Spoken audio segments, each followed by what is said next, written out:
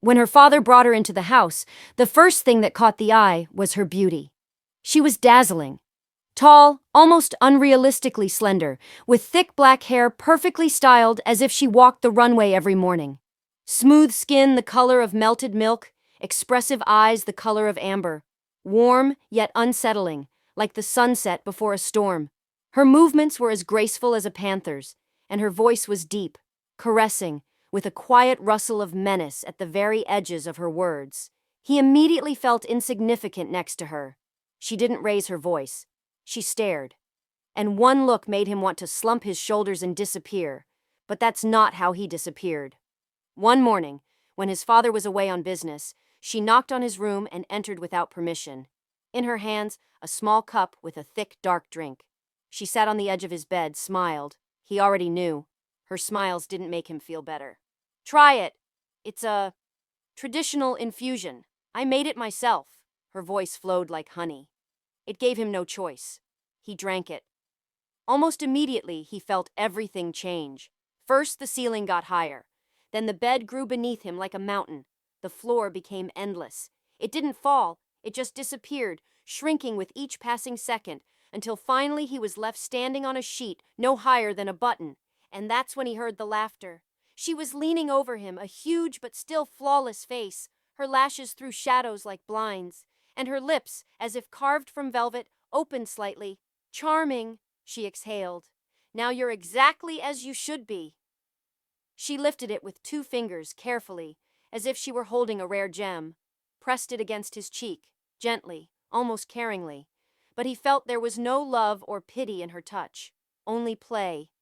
From that day forward, he became her personal toy. She carried him in the pocket of her robe silk, red, gold-patterned. Sometimes she laid him on a velvet pillow, watching him try to wrap himself in the fabric. Sometimes she sat him on the edge of the mirror and brushed his hair, watching him through the reflection. "It's amazing," she said, "how good you look small, almost comfortable." She played with him with her fingers, slowly, like a cat pawing at a mouse. Once she put him in a high-heeled shoe and walked around the room, laughing at every shriek he made, barely audible to her. Sometimes she undressed in front of him, not for seduction, but to emphasize scale. Her knees were like hills, her breasts like living rocks, her skin an endless landscape.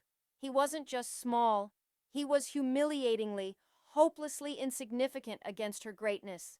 And yet, she nursed him, feeding him from a spoon, cutting the crumbs from the grapes.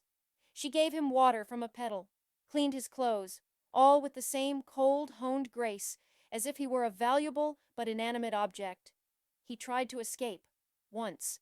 She'd found him in the bathroom, hiding under a bar of soap, picked him up by his shirt and said with a slight chuckle, "Silly, you think I'd let a treasure like that get away?"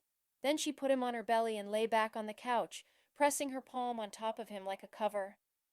And he stayed there all evening, pressed against her skin, feeling the beat of her heart that made his whole tiny world shake. He never tried to escape again. Time had passed. He stopped thinking about the past, about his father, about school, about friends.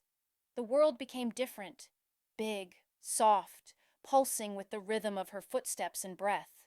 And she was the universe, beautiful, ruthless, powerful. She could crush him with a single movement, and she knew it. But she didn't, because she was interested in watching him live, how he was afraid, how he clings to tiny hopes. Because power adorned with beauty was her favorite game.